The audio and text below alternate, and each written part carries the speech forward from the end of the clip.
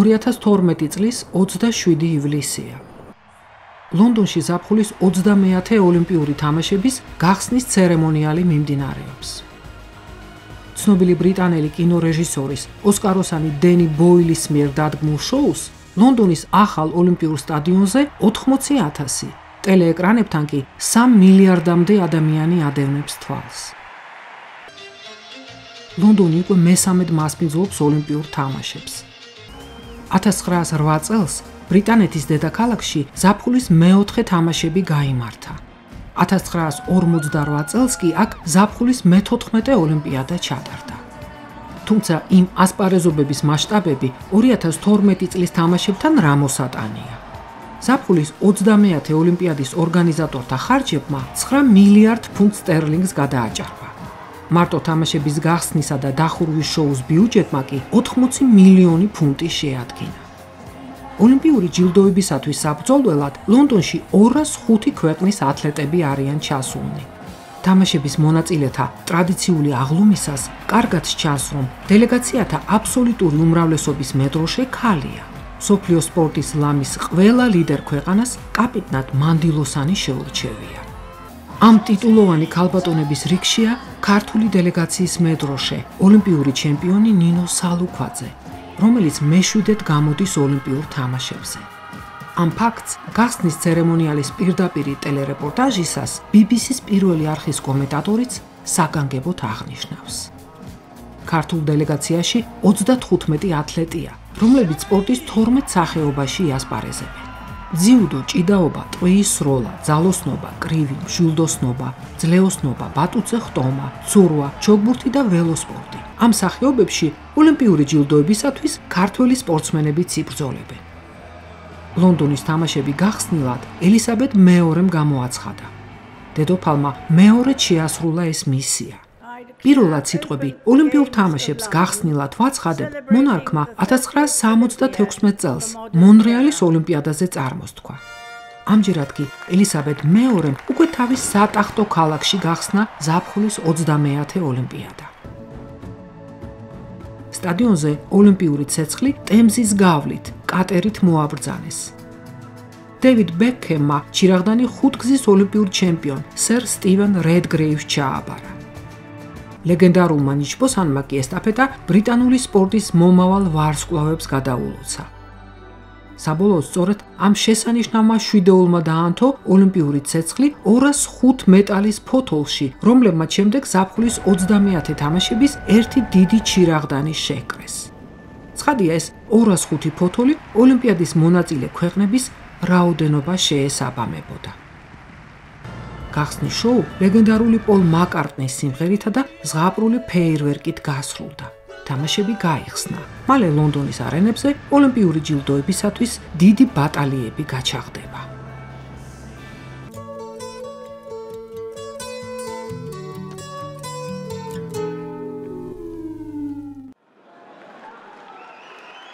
თამაშების პირველი დღე 28 ივლისი ქართული დელეგაციისათვის წარუმატებელი გამოდგა. ძიუდოისტთა ტურნირზე 60 კილოგრამ წონაში მოასპარეზე ბეთქილ შუკვანი მეორე წრეში ფრანკ სოფიან მილუსთან დამარცხდა.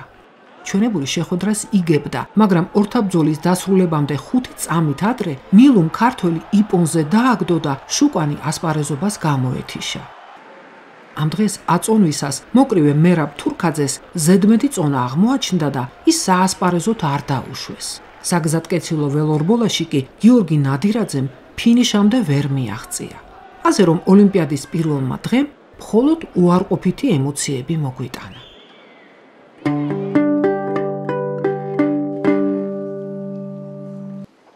ოცდაათი ივლისს კი ქართულმა დელეგაციამ ლონდონის თამაშებზე პირველი და როგორც შემდეგ გაირკვა ერთადერთი ოქრო მოიპოვა. ეს ექსელის საგამოფენო კომპლექსში 66 კილოგრამი წონის ძიუდოისტთა ტურნირზე მოხდა.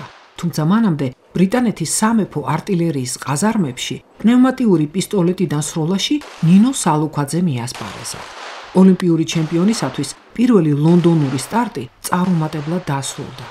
საკვალიფიკაციო სროლების შემდეგ ნინოს 33 შედეგი აღმოაჩნდა და ქართული დელეგაციის კაპიტანი ფინალს მიღმა დარჩა.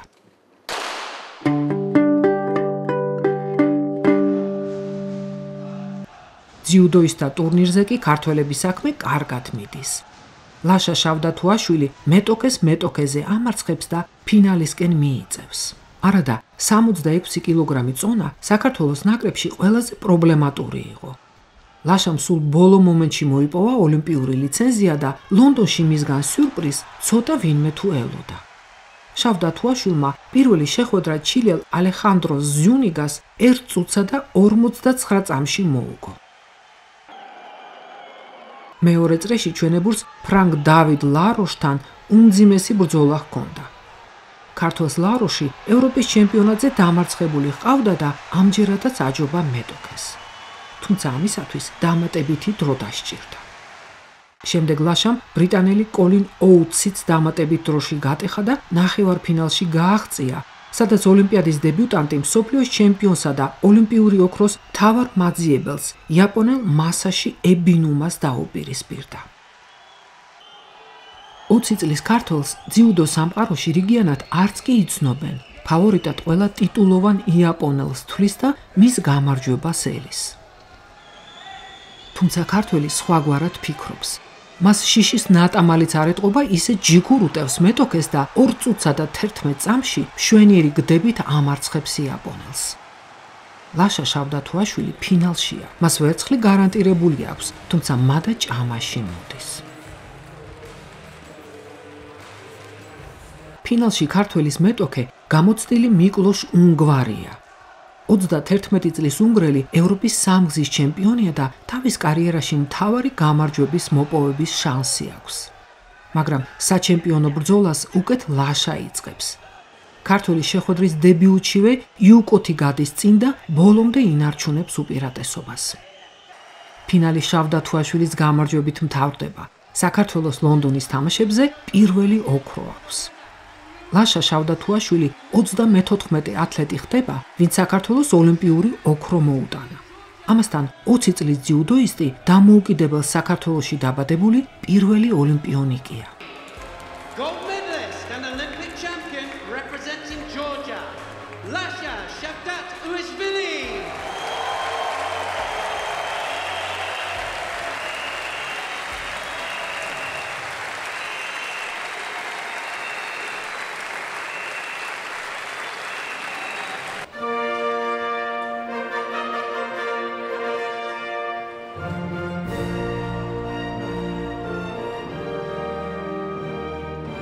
ლონდონის ოლიმპიადაზე პირველად ჟღერს საქართველოს ჰიმნი და ჩვენი ეროვნული დროშა აღიმართება.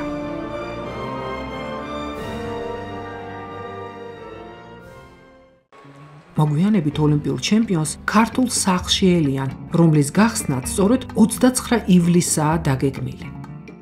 თავისი ქვეყნის ისტორიის, კულტურის, სპორტული მიღწევების პოპულარიზაციის მიზნით ასეთ სახლს ოლიმპიური თამაშების დედაქალაქში ბევრი ქვეყანა ხსნის. ქართული სახლი ლონდონის ცენტრში, მილბენკ სტრიტის 45 ნომერში მდებარე ისტორიულ შენობაშია განთავსებული. ქართულ სახლში შეკრებილი უცხოელი სტუმრები, ლონდონში მცხოვრები ჩვენი თანამემამულეები და ქართული დელეგაციის წევრები აღტაცებულები ეგებებიან ახალგაზრდა ჩემპიონს. ყველა გახარებულია, რომ თამაშებზე მოპოვებული პირველივე მედალი უმაღლესი სინჯისაა და იმედოვნებს, რომ ლაშას სხვა ქართველი სპორტსმენებიც მალე აუბამენ მხარს.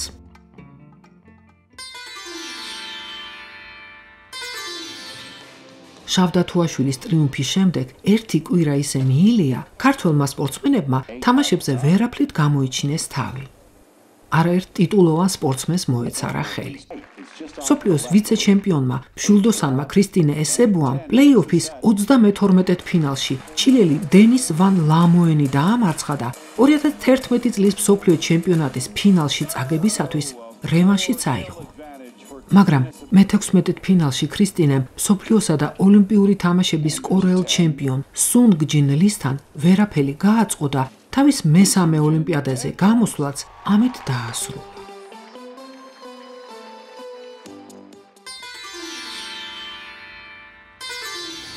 უიმბლდონის კორტებს დაემშვიდობდნენ ქართველი ჩოგბურთელებიც. ანა ტატიშვილი მე-16 ფინალში ნადეჟდა პეტროვას დაუპირისპირდა, საქართველოს პირველმა ჩოგანმა მეტოქეს 1 სეტი მოუგო, თუმცა საბოლოოდ შეხვედრა პეტროვას გამარჯვებით დასრულდა და მერვედ ფინალშიც რუსი ჩოგბურთელი გავიდა. ანა ტატიშვილისა და მაკა ჩახნაშვილის დუეტმა კი ანდრეა კლეპაკისა და კატარინა სრაბოტნიკის სლოვაკურ დუეტთან მარცხის შემდეგ ოლიმპიადის პირველივე წრეში დაასრულა ასპარეზობა.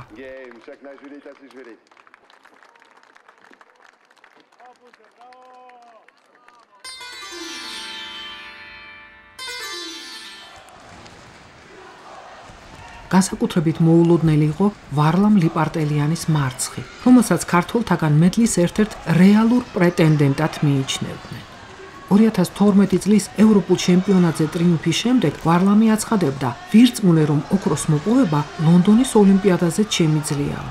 90 კილოგრამ წონის მთავარ ფავორიტად საქართველოს ნაკრების ლიდერი ათენის ოლიმპიური თამაშების ჩემპიონსა და ბოლო 2 მსოფლიო ჩემპიონატის გამარჯვებულს ილიას ილიადის ჯარჯი ზვიადაურს მიიჩნევდა და მასთან საპაექროდ ემზადებოდა.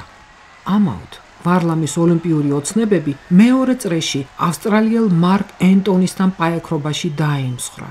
ქართველმა დასაწყისში იუკო დაიმსახურა, მაგრამ შემდეგ თავად მოყვა ილეძე და მეტოქეც ვაზარით დაწინაურდა. დარჩენილ დროში ქართველმა ძიუდოისტმა შეხვედრის თავის სასარგებლო შემოbrunება ვერ მოახერხა და ოლიმპიადაზე ასპარეზობა მწვანე კონტინენტის წარმომადგენელთან სენსაციური მარცხით დაასრულა. საბოლოოდ ჩვენი ძიუდოისტები, რომლებმაც ლონდონში 7-ვე წონაში იასპარეზეს, ოლიმპიადაზე ლაშა შავდათუაშვილის 1 ოქროს ამარა დარჩნენ.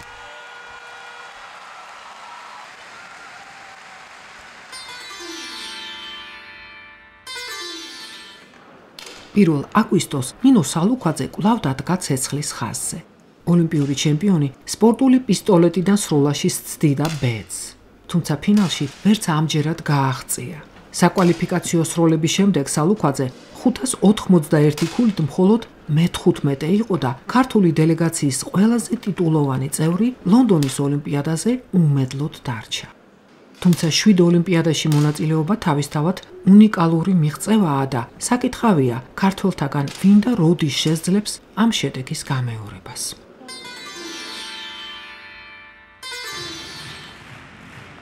4 აგვისტოს ჩრდილოეთ გრინვიჩის არენაზე ბატუძე მხტომელ ქალთა ასპარეზობა იმართება. მედლების 16 მაძიებელ შორის ჩვენი ლუბა გოლოვინაცაა, რომელსაც ფეხი აწუხებს და გამოდმებით ოლიმპიური გუნდის ექიმის ზურაბ კახაბრიშვილის მეთვალყურეობის ქვეშაა. ლუბასათვის ეს მეორე ოლიმპიადაა. პეკინის თამაშებზე თბილისელი მხტომელი მე-6 იყო. მე-6 შედეგი აქვს გოლოვინას საკვალიფიკაციო ხტომების შემდეგ ამჯერადაც და ის ფინალში გადის. ფინალში ასპარეზობას კი ჩვენი მხტომელი მე-7 ადგილზე ამთავრებს. ტრამვირებული ფეხით ფინალში რომ მოხვდი, ესეც საქმეაო. ასე შეაფასა თავისი გამოსვლა ლუბამ, რომელიც ხშირი ტრამვების გამო პრაქტიკულად ვერცერთ შეჯიბზე ვერ ახერხებს თავისი შესაძლებლობების სრულად გამოვლენას. ქართველებისთვის ოლიმპიადის კიდევ ერთი დღე გასრულდა უმედლოდ. ახლა მთელი იმედი მოჭიდავეებზეა, რომლებიც 5 აგვისტოს იწყებენ ასპარეზობას.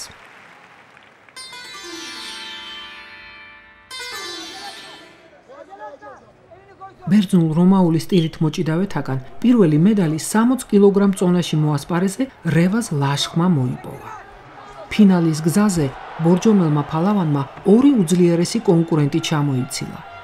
ჯერ მეოთხე ფინალში რუსეთის წარმომადგენელ ზაურ კურამაგომედოვს დააყრევინა ფარხმალი. ნახევარფინალში კი სოფლიოსა და ევროპის აზერბაიჯანელ ჩემპიონ ჰასან ალიევს დაეჭიდა. 2011 წლის ევროპულ ჩემპიონატზე რესოს ალიევი დამარცხებული ჰყავდა, მაგრამ ოლიმპიადის ნახევარფინალი სულ სხვა დონის ასპარეზობაა. ქართველმა სამსეტიან მძიმე პაექრობაში ამჯერადაც აჯობა მეზობელს და ფინალში გაიკვლია გზა.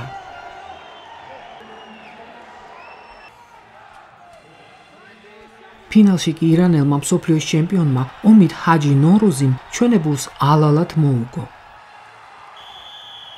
ირანელები უზომოდ ხარობენ. ქართველები კი ვერცხლით ისეთი იმედგაცრუებულები არიან, თითქოს ლონდონში ოლიმპიური მედლები მუქთად რიგდება. ლაშხს სახე სულ დალილავებული აქვს და მიუხედავად იმისა, რომ კარიერაში ყველაზე მნიშვნელოვან წარმატებას მიაღწია, ძალიან გაწმილებულია. მართალია რეზო ოქროს ვერ შესწვდა, მაგრამ პირად მწვრთნელს აკაკი ჩაჩუას კი აჯობა, რომელსაც 2000 წელს სიდნეის ოლიმპიადაზე ბრინჯაო აქვს მოპოვებული. ამ დღეს ვლადიმერ გეგეშიძესა და გურამ ფერსელიძესაც ჰქონდათ მედლის მოპოვების შანსი, თუმცა ორივე მეხუთე ადგილს დაყაბულდა. ფერსელიძე თურქ რიზა კაილააპისთან ბრინჯაოსათვის ბრძოლაში ვერაფერს გახდა. ვლადიმერ გეგეშიძეს კი ყაზახ დანიელ გაჯიევთან შეხვედრაში ბრინჯაოს ჯილდო საჯებმა გამოგლიჯეს ხელიდან.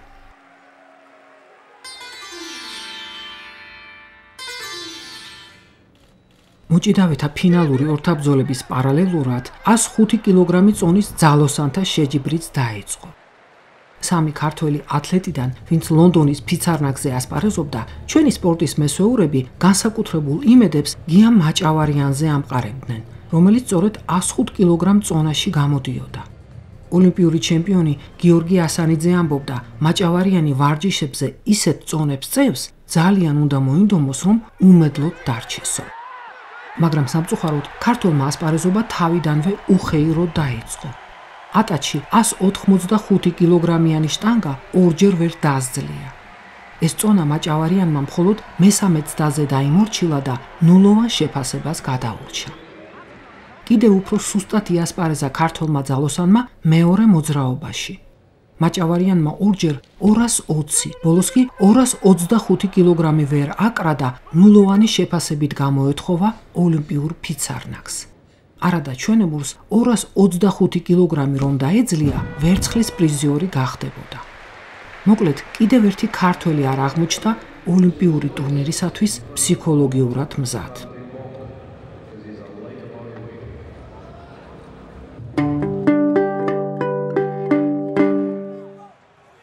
ბერძნულ რომაულ ჭიდაობაში კიდევ ერთი медаლი მანუჩარ ცხადაიამ ირგუნა.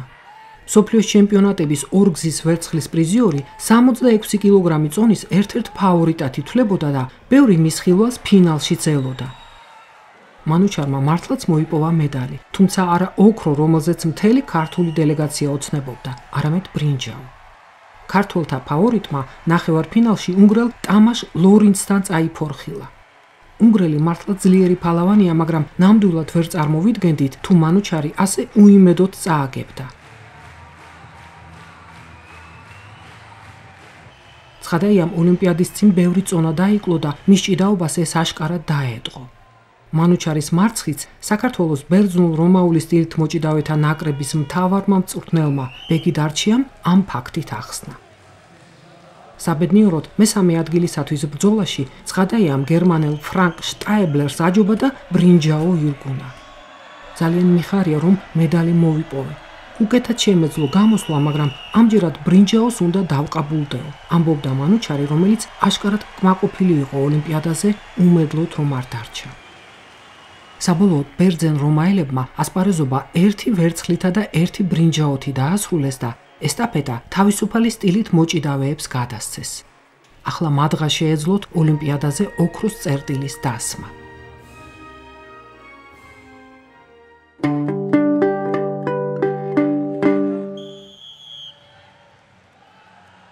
თავისუფალი სტილით მოჭიდავეებმა ლონდონში სრული გუნდით 7-ვე წონაში ასპარეზეს და 4 медаლი მოიპოვეს. თუმცა ოქროს ვერც ისინი შესწვდნენ და ქართული ოლიმპიური ყულაბა 2 ვერცხლითა და 2 ბრინჯაოთი შეავსეს.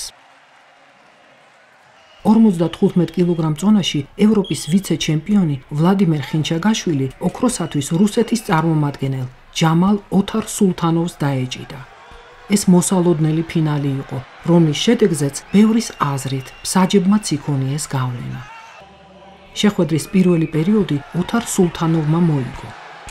მეორე პერიოდის ბოლო წამებზე მსაჯებმა ხინჩაგაშვილს ილეთი არ შეუფასეს და ქულა მის მეტოქეს მიაკუთვნეს.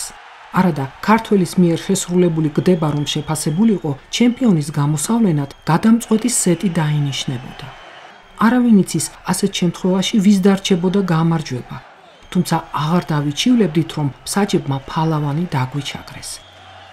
არბიტრებმა ქართველი მწვრთნელების პროტესტი არად ჩააგდეს და გამარჯვება რუსთა ფალავანს მიაკუთვნეს. ლადო ხინჩაგაშვილის ოლიმპიური დებიუტი კი ვერცხლის ჯილდოთი დასრულდა. სხვებისაგან განსხვავებით 21 წლის ვიცე-ჩემპიონმა მარცხი მსაჯებს არ გადააბრალა და ალალად თქვა: "წაგება ჩემი ბრალია, უფრო თამამად უნდა შემეტია და ოქროს მოპოვების შანსი გამომეყენებია."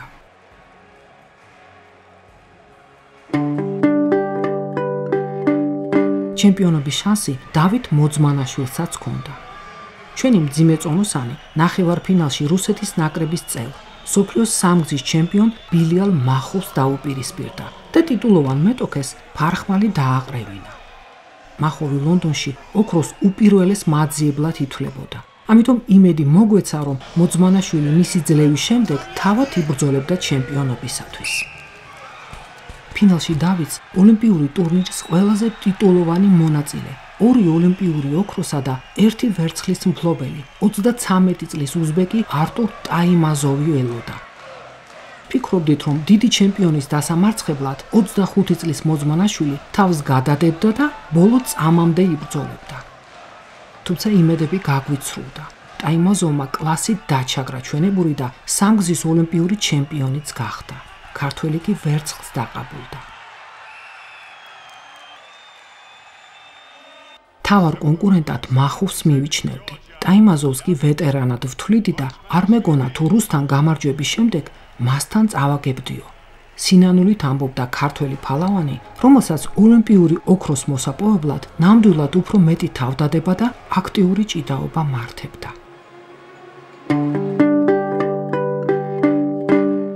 ბევრს ეგონა, რომ 84 კილოგრამ წონაში ოქროსათვის დავით მარსაგიშვილი იბრძოლებდა.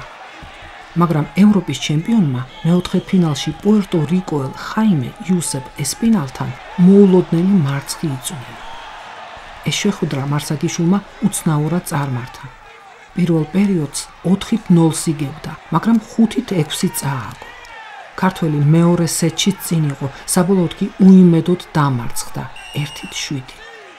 მოგვიანებით შევიტყვეთ, რომ მარსაგიშვილს მეოთხედ ფინალის წინ წნევა დაუვარდა და ცუდად შეიქნა.